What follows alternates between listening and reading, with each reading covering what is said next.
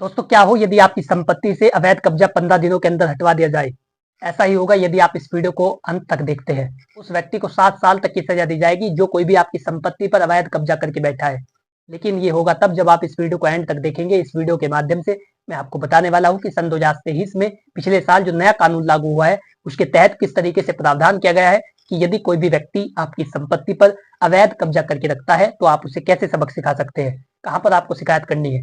यदि आप police station के चक्कर काटते हुए थक गए हैं, कोर्ट में आपका केस चल रहा है, बार बार तारीखें मिल जाती है, सभी चीजों से बचने के लिए आप किस तरीके से ऐसे व्यक्ति के विरुद्ध कानूनी कार्रवाई करवा सकते हैं और अपनी संपत्ति को किस तरीके से अवैध कब्जे से मुक्त करवा सकते हैं जल्द से जल्द, जानने के आज की इस वीडियो में मेरा आपसे अनुरोध है कि यदि आप चैनल पर पहली बार आए हैं तो आज ही हमारे यूट्यूब चैनल कानूनी बातें को सब्सक्राइब कर ले, ताकि इसी प्रकार की लीगल नॉलेज, कानूनी जानकारी, विधिक परामर्श और आपके अधिकार आप तक पहुंच सके।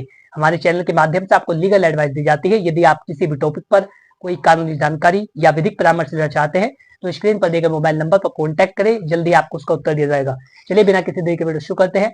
नमस्कार दोस्तों, मैं स्मित कुमार आप सभी का हमारे यूट्यूब चैनल कानूनी बातें में स्वागत करता हूं। दोस्तों, जैसा कि आप लोगों को पता है कि भारत के 3 सबसे बड़े कानून पिछले साल चेंज हो चुके हैं। सन 2023 में नए कानून उनकी जगह पर बनाए गए हैं। जो कानून 60 से 70 साल से चले आ रहे थे उन तीनों को चेंज करके नया कानून बनाया गया है। किस तरीके से उसमें प्रावधान किए गए हैं ये इस वीडियो में हम जानने वाले हैं। पहले कानून था भारतीय दंड संहिता, उसके स्थान पर भारतीय न्याय संहिता बनाई गई है। जैसा कि सरकार ने बताया है कि पहले कानून का उद्देश्य था, उसका नाम था भारतीय दंड संहिता, लोगों को दंडित करना यदि वो अपराध करते हैं। लेकिन इस कानून का उद्देश्य है लोगों को न्याय दिलाना। जो आईपीसी के स्थान पर बदली गई है, आईपीसी के स्थान पर बीएनएस कर दिया गया। इसी कानून के तहत हम जानने वाले हैं कि किस तरीके से ऐसे व्यक्ति को दंडित किया जाएगा जो कोई भी आपकी संपत्ति पर अवैध कब्जा करता है।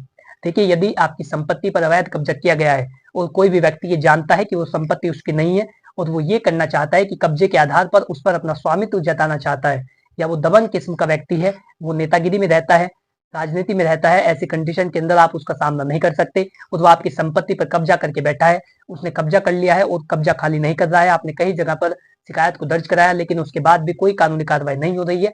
ऐसी कंडीशन के अंदर जो नया कानून बताया है भारतीय न्याय संहिता, उसकी धारा 318(4) में ये बताया गया है कि यदि कोई भी व्यक्ति किसी की संपत्ति पर अवैध कब्जा करके रखता है, ये वो जानता है कि वो संपत्ति उसकी नहीं है लेकिन वो कब्जे के आधार पर स्वामित्व लेना चाहता है और किसी दूसरे व्यक्ति की संपत्ति पर, किसी दूसरे व्यक्ति की प्रॉपर्टी पर अवैध कब्जा करके रखता है और उसके फर्जी दस्तावेज तैयार करता है, तो ऐसे में उस व्यक्ति को 7 साल तक की सजा दी जा सकती है।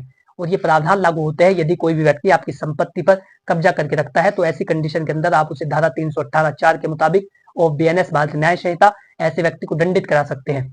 ऐसा करने के लिए आपको अपने नजदीकी पुलिस स्टेशन में जाना है और वहां पर आपको शिकायत दर्ज करानी है। अपने प्रॉपर्टी के कागजात उन्हें दिखाने हैं, उन्हें बताना है कि इस प्रॉपर्टी पर मेरा स्वामित्व है, इसकी जो ओनरशिप है वो मेरे नाम है, ये संपत्ति मेरी है, लेकिन दूसरे व्यक्ति ने, इस फले आदमी ने मेरी संपत्ति पर अवैध कब्जा करके रखा है जिसका कोई वैधानिक अधिकार, जिसकी कोई कानूनी बाध्यता इस व्यक्ति के पास नहीं है, लेकिन उसके बाद भी कब्जे को खाली नहीं कर रहा है। ऐसा कहकर के आप एक शिकायत पुलिस स्टेशन में दे सकते हैं। और मैं आपसे ये कहना चाहूंगा कि आप उन्हें बाई हैंड वो शिकायत ना दे। ऐसा करने के लिए आप उसे बाई पोस्ट का सहारा ले और पोस्ट के द्वारा, डाक के माध्यम से उस पुलिस स्टेशन में शिकायत दर्ज कराए। और यदि वो थाना अध्यक्ष आपकी शिकायत पर कोई कानूनी कार्रवाई नहीं करता तो ऐसे में आप उच्च अधिकारियों के पास भी शिकायत दर्ज करा सकते हैं। उसके लिए आप एसएसपी साहब के पास कंप्लेन दे सकते हैं या फिर एसडीएम साहब के पास, उप जिलाधिकारी के पास।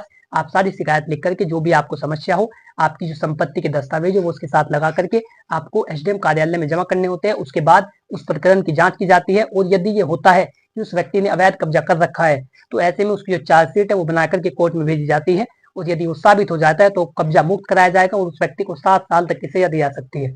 ऐसे में आप ऐसे व्यक्ति के विरुद्ध ऐसी कानूनी कार्रवाई करा सकते हैं।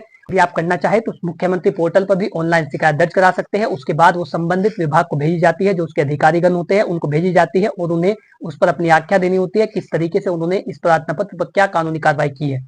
तो आप चाहे तो आप सीएम पोर्टल पर भी शिकायत दर्ज करा सकते हैं। उसके बाद उस व्यक्ति के विरुद्ध कानूनी कार्रवाई की जाती है। इस तरीके से आप जो अवैध कब्जाधारी है उसको सबक सिखा सकते हैं और उसको 7 साल तक की सजा दिला सकते हैं।